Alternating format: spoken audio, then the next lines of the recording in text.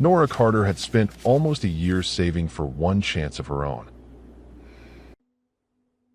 A chance to hold on to the dream her father left behind.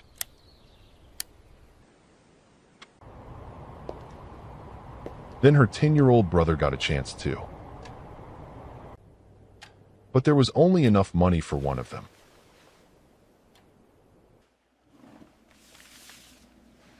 She made her choice without telling anyone.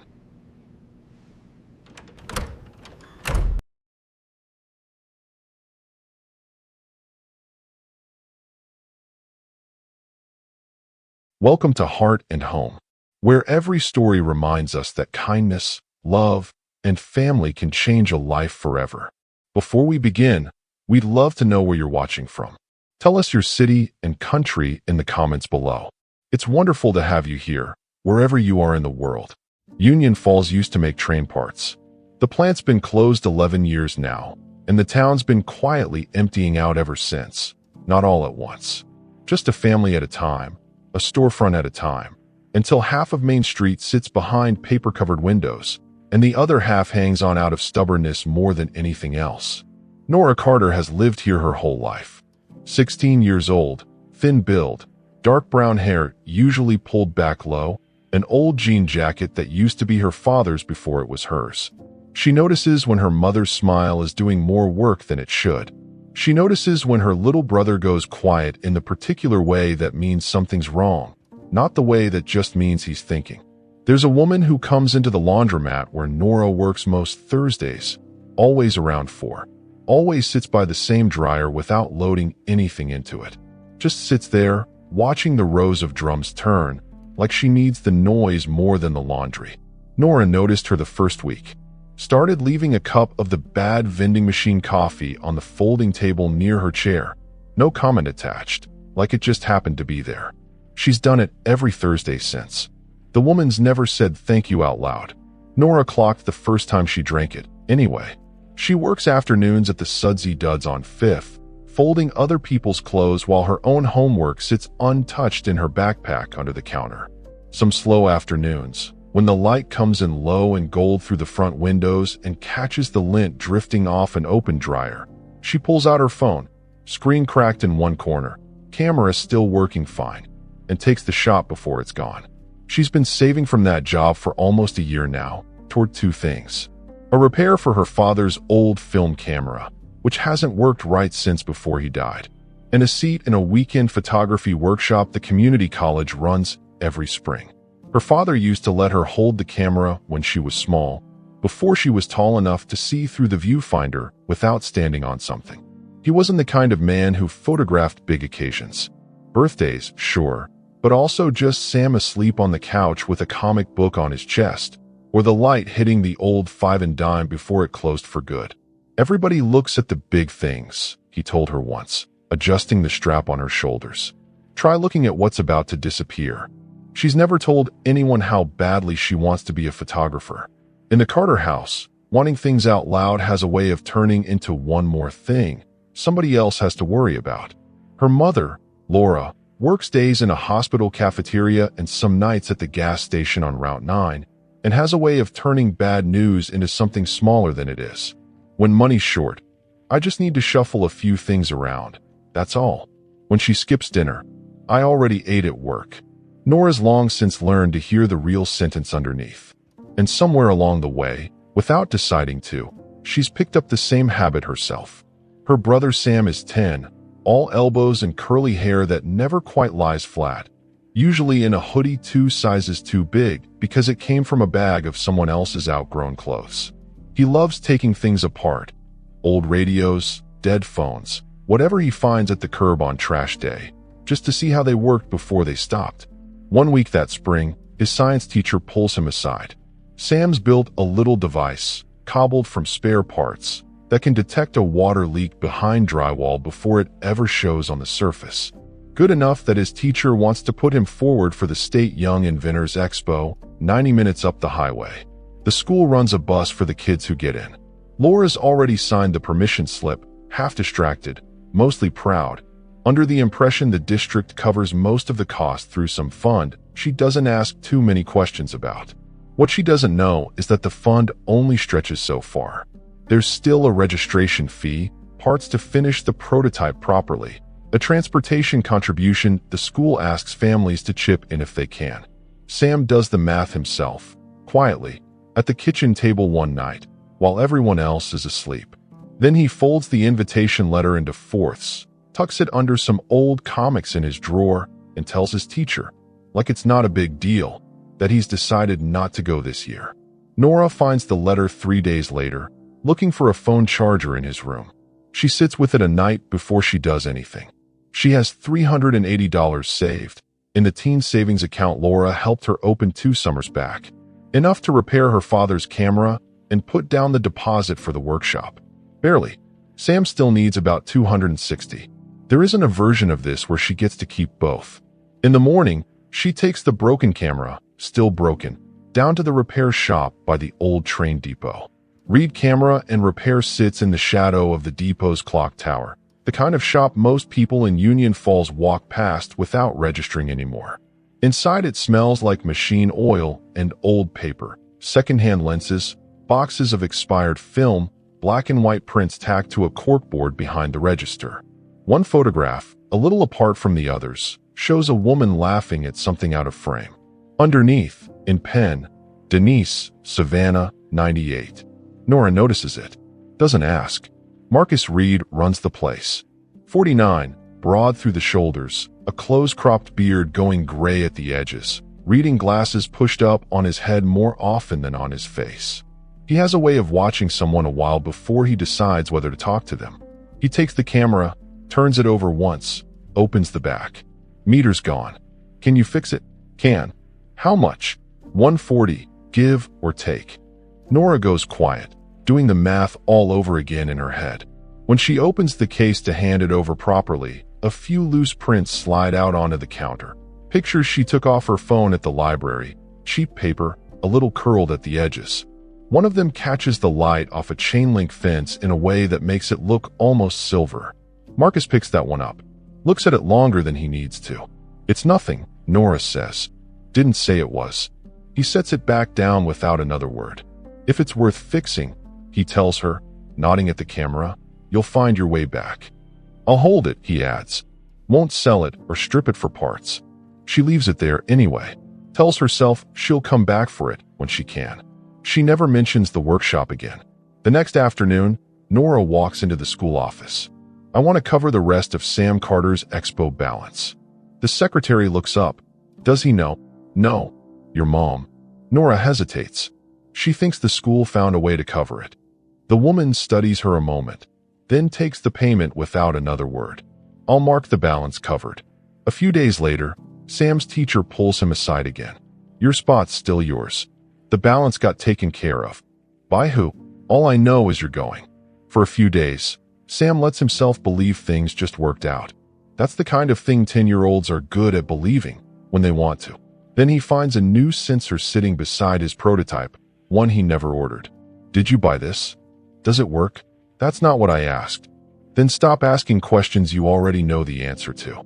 Sam doesn't push it, but something in his face shifts, filing the moment away. A few nights later, with the expo getting closer, Sam's practically vibrating about the trip, talking through his whole presentation at dinner, twice. I wish you could come see it, he says, not thinking. Nora's tired. It's been a long week of folding other people's laundry and pretending $380 was never almost 2 things at once. I already gave up enough for you to go, she says. The table goes quiet. Sam sets his fork down. What do you mean? Nothing. Her voice comes out flatter than she means it to. Forget it. He doesn't forget it. Just watches her a moment longer than usual, the way she's always watched everyone else. Nora wishes she could take the sentence back the second it leaves her mouth. Loving Sam hasn't gotten any smaller. It just turns out that loving someone and feeling the weight of what it cost you can live in the same chest at the same time. 3 weeks after she first brought the camera in, Nora comes back to the shop, not to pick it up, to tell Marcus she can't take it, after all. Change your mind, he asks. Just not the right time. He doesn't push. starts to hand it back across the counter, still broken. That's when Sam comes crashing through the door, breathless, a small tangle of wires held up over his head like a trophy. Look, it finally works. Nora got me the sensor I needed. I'm actually ready for the expo now. Nora checks the wiring on reflex, an old habit. My sister figured everything out, Sam says, delighted with himself. Sam, quiet, but sharp enough to cut him off. What? Marcus doesn't say anything. A few days later, he stops at the gas station on Route 9. Laura's behind the counter. Nora still taking pictures? He asks, mostly to make conversation. Every chance she gets, Laura says, ringing him up. She's been saving almost a year for that camera and a workshop. Marcus doesn't ask another question. He doesn't need to. The pieces fit now. He doesn't fix the camera right away. Just sets it on the back bench, under the desk lamp, and thinks about it a while. When Nora comes in again, this time just to finally take the camera home broken, so she can stop thinking about what might have been, he's got it laid out on the counter, meter fixed, case cleaned. You fixed it? Yeah. I told you I couldn't afford it. I remember. Then why'd you do it? Marcus doesn't answer that directly. Instead, I've got about 400 rolls of negatives in the back nobody's touched in 15 years. I could use another pair of hands. Saturdays, 4 hours, 3 weeks. You help me catalog them. We call the repair even. Nora blinks. That's it. That's it. I don't need charity. Wasn't offering any, Marcus says. I need the help. You need the camera. Sounds like a trade to me. She looks at the camera a long moment. Okay, we're even. We're even. She comes back that Saturday, and most Saturdays after, sorting shoeboxes of negatives that smell like dust and old chemicals, learning to hold a print by its edges so she doesn't leave fingerprints, watching Marcus work at the bench behind her under a single warm lamp while the shop empties out around them. Some Saturdays, she leaves understanding a little more of what her father had been trying to teach her, how to really look at a frame before pressing the shutter, and what about to disappear actually means when you're the one holding the camera. Somewhere in that third week, Nora finally asks him the question she's been circling. Who's Denise? Marcus glances toward the photograph. My wife. Nora looks at the woman laughing in the picture. She's beautiful. Marcus is quiet a second. She was. He doesn't say anything else for a moment. Then, years ago, I walked away from the biggest assignment I'd ever been offered. The kind that changes what your whole career turns into. Because she needed me more, right then, than my career did. Do you regret it? Not for 1 second. A pause, the kind he doesn't rush to fill. But I spent a long time after believing that loving somebody meant burying every other part of yourself to prove it. He looks at her then, steady. It doesn't. I made my choice, Nora says. Giving up the workshop, that was mine to make. I know. Then why are you doing any of this? Marcus looks at her a long moment. Because someone should notice the kid who's always busy noticing everybody else. Nora doesn't answer. For once, there's nothing she can hide behind. Someone had noticed. After a while, Marcus goes back to the negatives, like he hasn't just said the most important sentence either of them will hear all year. Workshop keeps a few scholarship seats open longer than regular enrollment, he says eventually. For people who can't pay. For people who can't pay, but they choose who gets them based on the work. He glances at her. Deadline's Friday. He slides an envelope across the counter. Not money. You'd have to send them something yourself, he says. I'm not doing that part for you. Laura finds out, not from Sam this time, but because she checks the monthly statement on that teen savings account and notices more than $250 quietly gone. You shouldn't have done that. You do it all the time, Nora says. Laura stops. You skip meals. You work doubles. You tell us everything's fine when it isn't. That's different. Why? Laura opens her mouth. Nothing comes out. For the first time, she's hearing her own habits come back to her in her daughter's voice. You don't have to do what I do, she finally says. Swallow everything, so nobody else has to feel it. Nora doesn't have an answer for that either. But she hears it. That counts for something. Nora fills out the application the next evening, at the kitchen table with Laura reading the questions over her shoulder. She sends 5 photographs. The chain link fence that looked silver. The Main Street shop fronts in flat gray light. and one she almost leaves out. Her mother, asleep sitting upright at that same kitchen table after a double shift, one hand still resting on an unpaid bill. She slides that last one toward Laura first. I don't know if I should send this one. Laura looks at it a long moment. Send it. The interview doesn't go perfectly. She talks too fast at first, has to be asked twice to slow down. But the coordinator keeps coming back to that last photograph. You see, people, she tells Nora. Most people your age are still learning how. Nora gets the seat. The expo isn't the kind of story where the kid wins first place. Sam's leak detector earns an honorable mention in his age category. A small ribbon, a real handshake from a judge who tells him, seriously, that it's smart engineering for someone his age. Right before the judging starts, a boy at the next table, younger, maybe 8, clearly out of his depth, knocks his own display, and a wire pulls loose from his circuit board. He's near tears trying to fix it with fingers shaking too hard to be useful. Sam's about to be called in himself. He sits down next to the kid instead. Okay, show me what's broken. They get it working with about 90 seconds to spare. Sam still makes it to his own table in time. Nobody gave him a ribbon for that part. He didn't do it for one. Months pass, and none of it needs much explaining. By the end of the workshop that summer, a local paper runs one of Nora's photographs, the Main Street shop fronts, her name printed underneath. Laura cuts it out and keeps it folded in her wallet. Sam hangs his honorable mention ribbon on the wall above his desk, right next to a new prototype already half taken apart. At Read Camera and Repair, a photograph goes up on the corkboard behind the register that isn't one of Marcus's own, the chain-link fence, catching the light like silver. Some mornings, unlocking the shop, he stops and looks at it a second before he flips the sign to open. Union Falls doesn't get any less quiet. The plant doesn't reopen. Main Street doesn't fill back in overnight, and it probably won't for a long while yet. One Thursday that fall, Nora comes into the laundromat for her shift and finds 2 cups of coffee already sitting on the folding table by the dryers. One for the woman who's sat there every week for a year, and one set slightly apart from it, waiting. The woman doesn't say anything, just nudges the second cup an inch toward the empty chair beside her. Nora sits down. Neither of them says a word. They don't have to. Kindness doesn't always begin with money. It doesn't always begin with a rescue or a grand gesture at exactly the right time. Sometimes it begins much smaller than that.